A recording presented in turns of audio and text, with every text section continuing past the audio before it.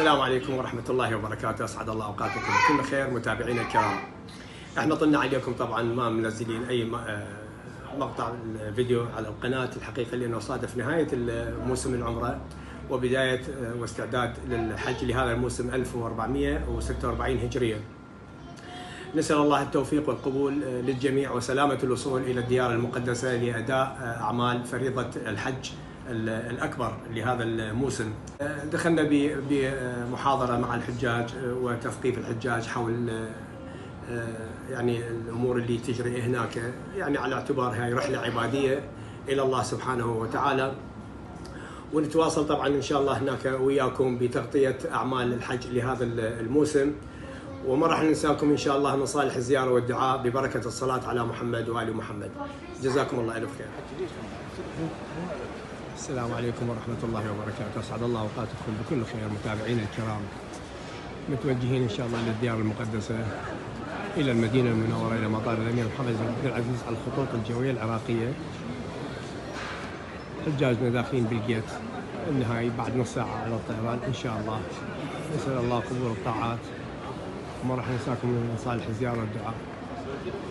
هاي رحلتنا هي ساعة 26 دقيقة، رقم الرحلة 609، متوجهة إلى المدينة المنورة.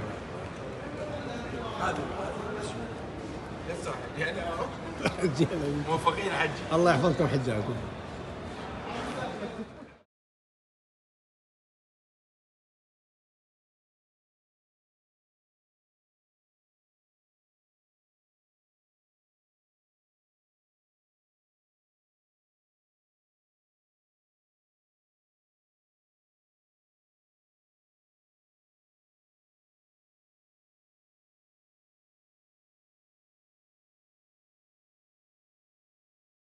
اللهم صل على محمد وآل محمد.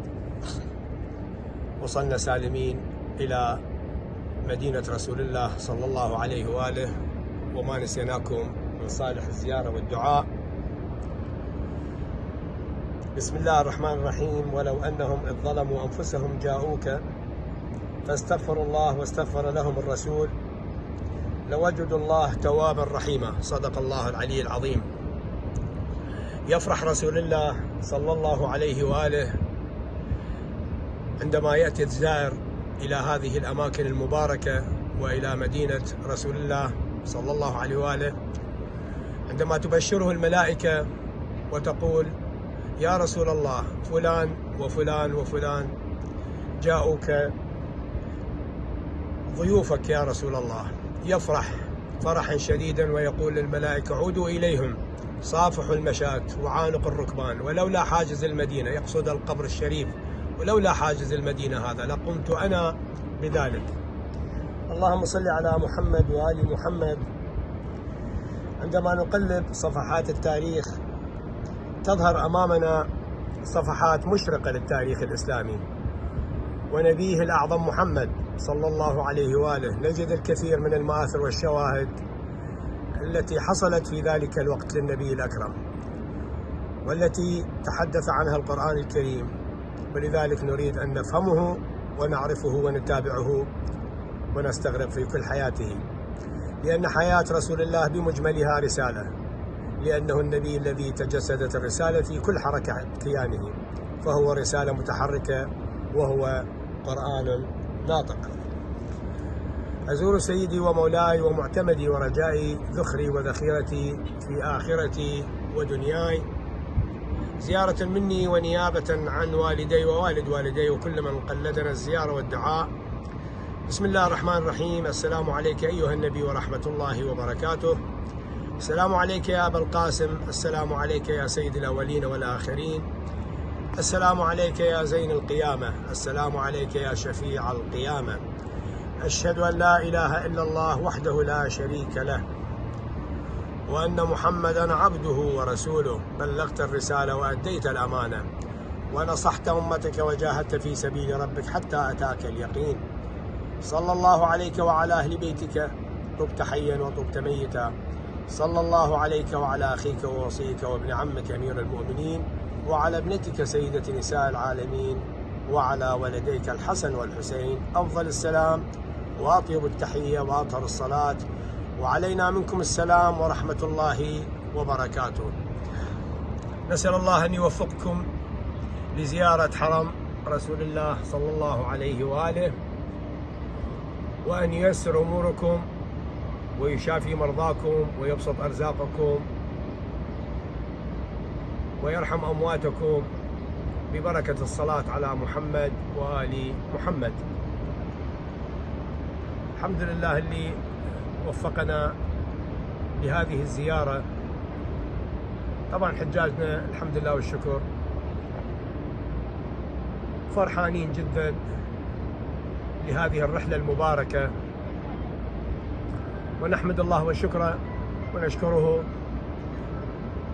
أن لا يحرمنا وإياكم زيارة رسول الله وحرم الله عز وجل ببركة الصلاة على محمد وآل محمد.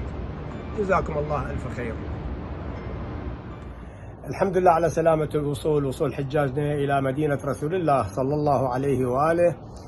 ومثل ما وعدناكم أنه نسوي تغطية على الحقيقة على الرحلة المباركة. هذه رحلة الحج لعام 1446 هجرية مصادف 2025 ميلادية، لكن انشغالنا بالأمور الإدارية ومتابعة شؤون الحجاج في بعثة الحج العراقية هذا اللي خلانا من تصير عندنا تغطية كاملة ل يعني بقائنا أو وجودنا في المدينة المنورة. لكن إن شاء الله حال ما نطلع، احنا طبعا طلعتنا حصير يوم الأربعاء إن شاء الله، بعد باكر إن شاء الله، يعني يوم 28 بالشهر الإنجليزي 28/5 إن شاء الله نباشر بتغطية هذه الرحلة باتجاه مكة المكرمة إن شاء الله. وأيضا نسوي تغطية للطلوع إلى المشاعر المقدسة مثل ما وعدناكم كل سنة نغطي هذه الرحلة، ونسأل الله التوفيق لحجاجنا وقبول الأعمال، والتوفيق لكم جميعا أن يرزقكم حج بيته الحرام بمشيئة الله. وما نسيناكم من صالح الزيارة والدعاء، ودعينا لكل أهلنا وناسنا في العراق بالصحة والأمان والبركة والرزق، ونسأل الله أن يحفظ هذه البلاد والقائمين على خدمة حجاج وضيوف الرحمن. جزاكم الله ألف خير. أستودعكم الله ورحمة الله وبركاته.